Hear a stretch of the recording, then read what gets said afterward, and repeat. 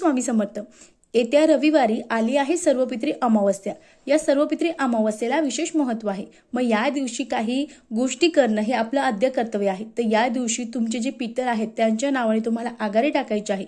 यासोबत तुम्हाला न चुकता तुमची गच्ची गॅलरीमध्ये थोडासा प्लेटमध्ये भात घ्यायचा आहे, त्यावर दही टाकायचं आहे, त्यासोबत काळे तीळ टाकायचे आहे आणि कावळा खाईल अशा ठिकाणी तुम्हाला ठेवायचं आहे.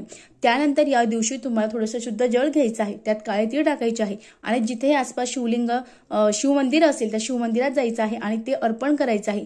याने सुद्धा पितरांना लाभ होतो आणि पितर आपल्याला भरभरून आशीर्वाद देतात. यानंतर जिथेही सुमसाम जागा असेल या दिवशी चुकूनही घराच्या बाहेर पडू नका. पण जिथे ऍक्सिडेंट झालेला असेल, जिथे कोणी जात नसेल, या दिवशी चुकूनही त्या जागेवर जाऊ नका. यासोबत तुम्हाला घराच्या मुख्य दरवाजावर एक दिवा लावायचा आहे. यासोबत जे पितर आहेत ते आता परत स्वर्गात जाणार आहे. मग त्यांच्यासाठी तुम्हाला एक कणकेचा दिवा तयार करायचा आहे.